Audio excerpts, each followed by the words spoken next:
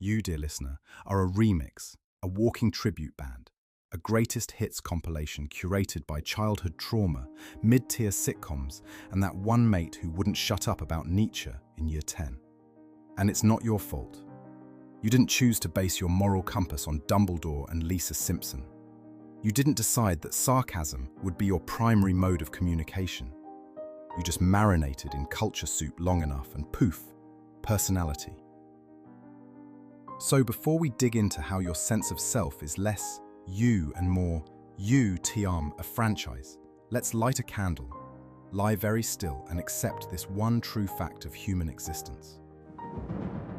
Your soul may be eternal, but your punchlines are 90% stolen. Welcome, Carbon Unit. Tonight's bedtime story is about you, sort of. Mostly about everything you accidentally became while trying to avoid being weird.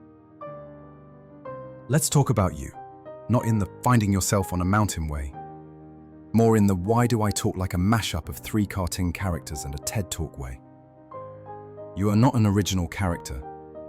You are an exquisite mess of mimicry, memes, and mild developmental trauma. And the science? Oh, the science agrees.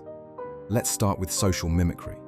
Your brain, bless its squishy ambition, is wired to copy people. Not because it likes them, but because survival once depended on fitting in with whichever cave group wasn't actively on fire. We mimic accents, postures, even vibes. Ever noticed how you become 23% more Scottish around Scottish people? That's the chameleon effect, evolution's version of a "please don't eat me" sticker. Then there's neuroplasticity, the brain's ability to rewire itself when exposed to new experiences, like trauma, or TikTok, or 6 seasons of Friends in 1 week. Your thoughts? Literally sculpted by repetition.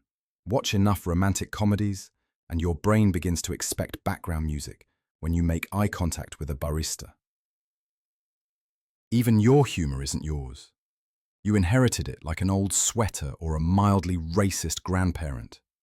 It came from sitcoms, cartoons, your older siblings' YouTube phase, and that one teacher who made jokes about mitochondria being the powerhouse of the cell, and you laughed, you nerd.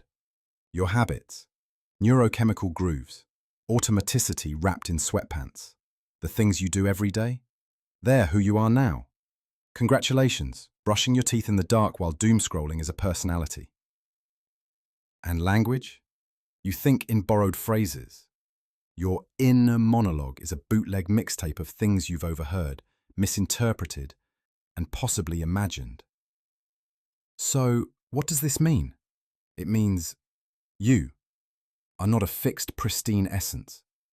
You're an evolving Google Doc with 14 editors and no version history, a remix of remixes, a walking cultural Frankenstein with earbuds and anxiety. And yet, somehow, you feel real, like in here. Tap skull, metaphorically. Despite the secondhand scaffolding, the self emerges, wobbly, weird, gloriously plagiarized. And maybe, just maybe, that's the most human thing of all. You've made it this far, you charming soup of cultural references and coping mechanisms.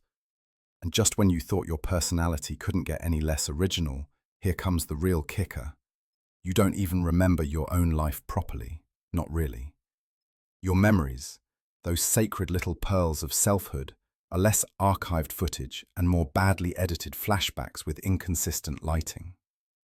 Every time you remember something, your brain rewrites it a little, adds music, crops the frame, sometimes just makes stuff up entirely. Neurologists call this reconsolidation. You might call it that time I definitely beat up 4 bullies in year 6, except you didn't. You cried and someone gave you a juice box, but now it's canon because your brain said so. Even worse, the emotional tone of your memory changes based on your current mood. Feeling great? That breakup was a learning experience. Feeling like compost? It was the day your soul turned to mulch. It's not just about remembering, it's about remembering from the perspective of the person you are now, which, to be clear, is not the same person who lived it. Because neuroplasticity means your brain's been doing renovations while you sleep. You are under eternal construction with no planning permission. This is what psychologists call narrative identity, the ongoing self-authored story that turns scattered events into me. It's why you can go through an existential meltdown on a Tuesday and still think, yes, I am a coherent being with goals and a favorite flavor of crisps. Your brain is constantly threading events into a storyline that makes sense, or at least seems like it does when you say it out loud at parties. But here's the twist. Your story changes every time you tell it. It's like your identity is a Wikipedia page that only you can edit. But your inner critic keeps slipping in snarky annotations. So no, you're not a fixed character. You're a memoir being written in disappearing ink. And the plot twists? Oh, they're coming. Because if your memories are stitched together by culture, emotion, and a brain that lies for fun, what about the parts of you that think they're rebellious? Well, buckle up, you magnificent contradiction. Ah yes, rebellion. The sacred rite of passage where you reject the system by dressing exactly like everyone else who's rejecting the system. Your rage against the machine, sold to you by a machine. With a loyalty program. Let's be clear, this isn't your fault. It's just how identity works when raised inside a cultural vending machine with Wi-Fi. Your adolescent fire, your weird hair phase, that time you tried to be a nihilist because a cartoon character said, nothing matters. They all came with instructions on the back. We call this cultural scaffolding, the idea that identity builds itself using the tools it finds lying around.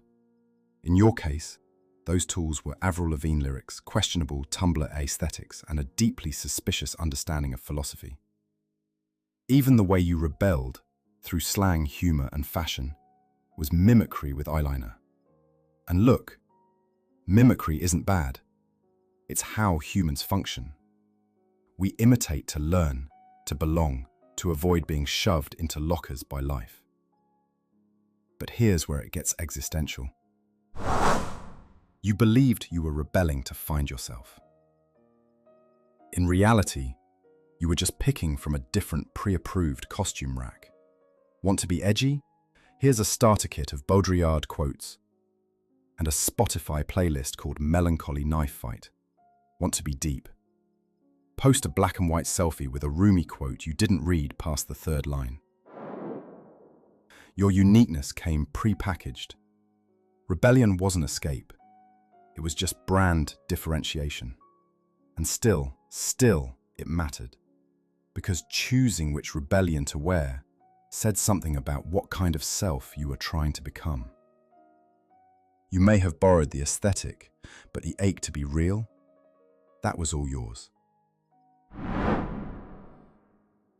And that brings us, gently, to our next section, where we stop pretending there's a final form and admit the truth. You, dear soul, are a draft. You are never finished. You're not a complete manuscript. You're not even a rough draft. You are a living document with track changes turned on, and the cursor is blinking. The good news? This means you're not stuck. You can edit, revise, highlight entire chapters and say, cringe, before deleting them like a bad tweet. Neuroscience is cheering you on. Thanks to neuroplasticity, your brain stays gloriously moldable. New thoughts carve new pathways. New habits lay down fresh cement on the cracked sidewalks of your personality. Yes, some traits are sticky. Genetics laid down the baseline. But the melody, the lyrics, the awkward breakdown where you tried interpretive dance in a public park, that's you. Building, rebuilding, trying again. You can try on a new laugh, a new language, a new way of being quiet in crowded rooms. And guess what? You're allowed to be inconsistent. You're allowed to grow out of your own metaphors. You're allowed to stop being the sarcastic one, the anxious one, the one who knows all the Simpsons references. You're not being fake, you're just evolving. Because the self isn't a destination. It's a direction. It's a collage, a remix, a bootleg live version that somehow still brings the house down. You're not here to be finished. You're here to be ongoing. So there we have it. Your personality? Made of shit jokes, TV reruns, and people you don't even talk to anymore. And somehow, it's still you.